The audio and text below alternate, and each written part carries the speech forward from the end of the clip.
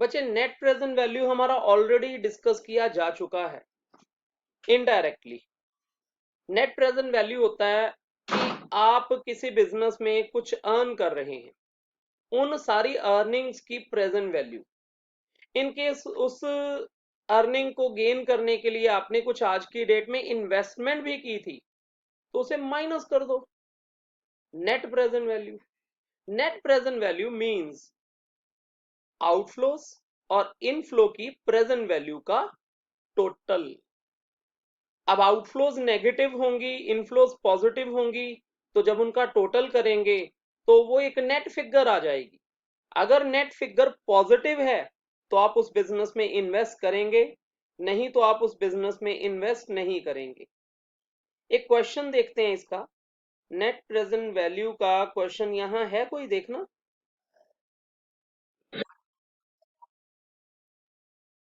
कौन सी?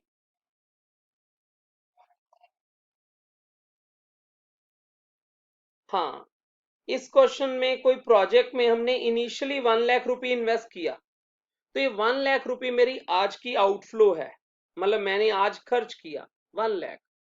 फिर different year में मुझे अर्निंग आ रही है 30,000, 60,000, 40,000 और 10,000।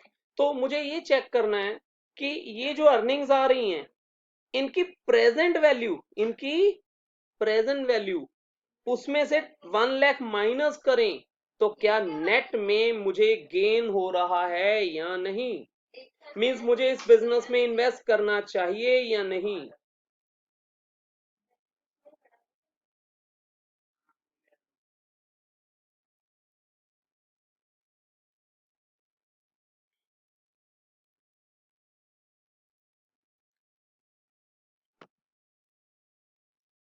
बच्चे इस क्वेश्चन में आपको देखो दो फैक्टर, आपको एक तो स्टैटिक इकोनॉमी में 8% कॉस्ट ऑफ कैपिटल गिवन है, फिर इन्फ्लेशन रेट गिवन है। तो प्रोडक्ट जो 1 रुपए का है वो ईयर एंड पे 1 रुपये 8 पैसा हो जाता है। इन्फ्लेशन रेट से मल्टीप्लाई करूं, मतलब उसका 5% और ऐड कर दूं, दैट मीन्स 1.05 से मल्टीप्लाई करूं, तो उसका इफेक्टिव रेट 1.134 हो जाता है। तो आपका रेट ऑफ डिस्काउंट या ओवरऑल डिस्काउंटिंग फैक्टर 13.4% है। इसमें किसी को डाउट है तो वो पूछो पहले।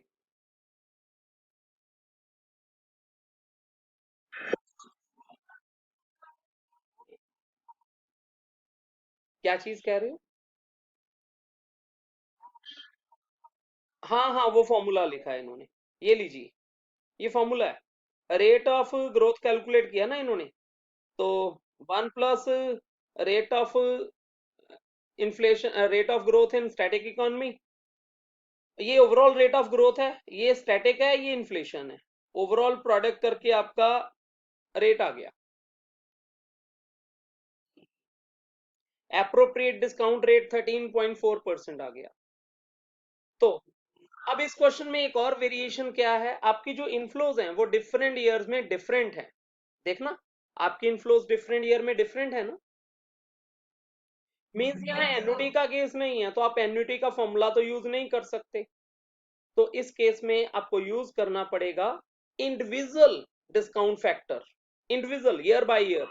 आपको ईयर 1 के एंड में इनकेस 30,000 की रिकवरी है और हमने अभी रेट चेक कर लिया 13.4%, तो 13.4% के रेट से उसकी प्रेजेंट वैल्यू हो जाएगी 0.882, विच इज 100 डिवाइड 113.4। ईयर 2 में उसकी पावर 2 हो जाएगी, ईयर 3 में पावर 3, देन पावर 4। बच्चे इसका जो मीनिंग होता है ना 0.882, ये मीनिंग होता है कि एक 1 रुपी आपको 1 ईयर मतलब ईयर 1 के एंड में मिलता है, तो उसकी आज की वैल्यू 0.882 है। एक 1 रुपी ईयर 2 के एंड में मिलता है, तो उसकी आज की वैल्यू 0.777 मीन 77 पैसा है। तो अगर आपको ईयर 2 में 60,000 मिलता है तो मल्टीप्लाई करो, तो उसकी आज की वैल्यू 46,620 रुपी है। तो आपको जो 4 सालों में फ्यूचर में पैसे मिलने हैं, उन चारों की आज की वैल्यू एट ऑल 1,06,570 रुपी है। और आपने इस पूरे प्रोसेस में इन्वेस्टमेंट कितनी की थी, याद करो। आउटफ्लो 1 लाख, जीरो पीरियड में। जीरो पीरियड का हमेशा डिस्काउंटिंग फैक्टर 1 होगा। तो इस बिजनेस में आपकी नेट प्रेजेंट वैल्यू 6,570 रुपीज है। हाँ जी। अब फिर क्वेश्चन आपसे ये पूछ सकते हैं कि क्या हमें इस बिजनेस में इन्वेस्ट करना चाहिए या नहीं। अगर नेट प्रेजेंट वैल्यू पॉजिटिव है तो आपको इन्वेस्ट करना चाहिए।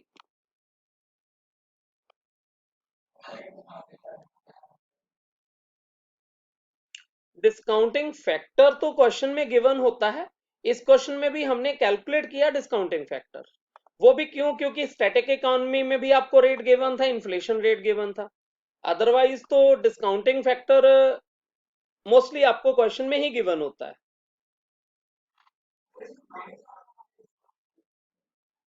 -1 कहाँ किया आपने?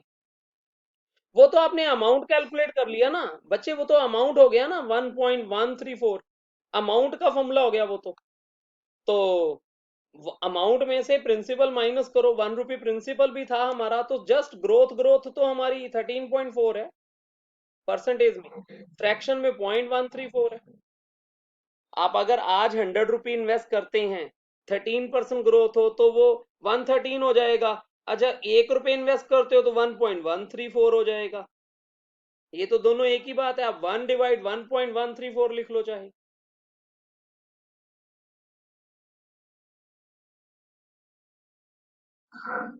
हाँ जी।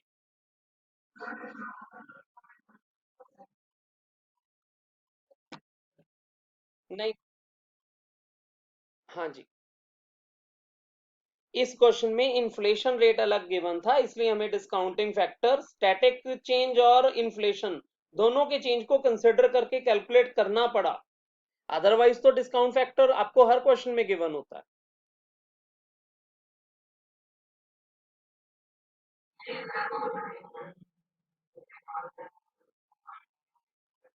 अच्छा, वो कैसे निकाला? वो साइड पे सर्कल में नहीं लिखा 100/113.4,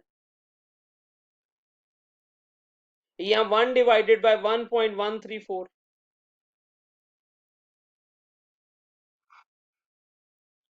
एक्सप्लेन करता हूं।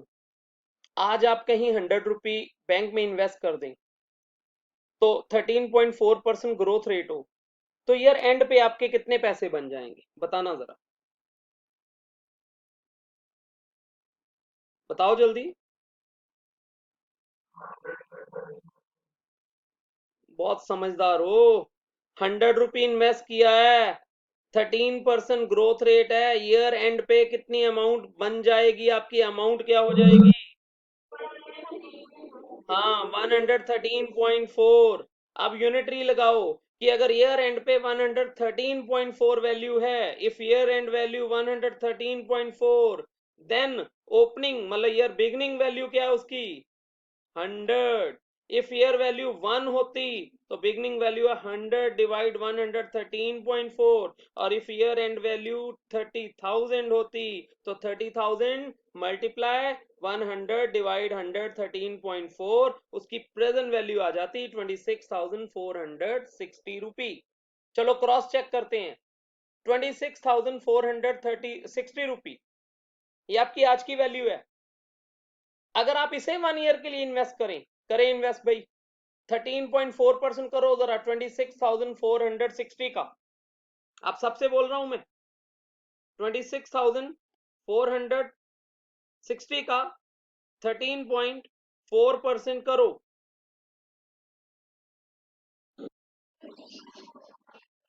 फिर प्लस इक्वल प्रेस करो आपके कैलकुलेटर पे।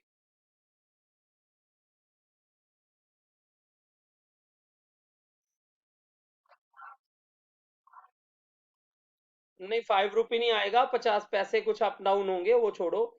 मतलब आपका 26,460 रुपी अगर ईयर बिगनिंग में इन्वेस्ट किया होता, पैसे राउंड ऑफ किए ना तो पैसे का वेरिएशन आ सकता है, उसका 13.4% अर्निंग मिलती तो ईयर एंड पे आपके 30,000 बन जाने थे। तो रिवर्स किया कि अगर ईयर एंड पे 30,000 है तो ईयर बिगनिंग में कितने रहे होंगे जब अर्निंग रेट 13.4% रहा होगा। अब समझ लगा?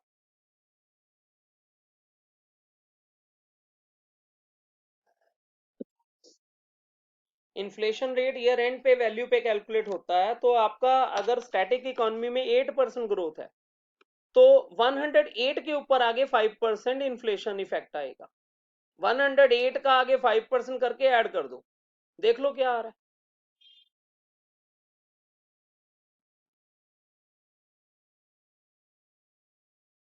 24th, 10% government of India security currently quoted at 110। Par value यहाँ 100 रुपी क्वेश्चन में ही गिवन होनी चाहिए थी, वो हमने अजम्पशन ली। तो एक 100 रुपए का कोई गवर्नमेंट सिक्योरिटी है, वो हमें आज मार्केट में 110 रुपी में परचेज करते हैं, उसका नॉमिनल रेट ऑफ इंटरेस्ट 10% है। तो 100 रुपए का 10% आपको कितना इंटरेस्ट मिलेगा? 10 रुपीज। बट आपने वो 10 रुपी अर्न करने के लिए इन्वेस्टमेंट तो 110 रुपी की है। तो आपका वो रेट क्या हो गया?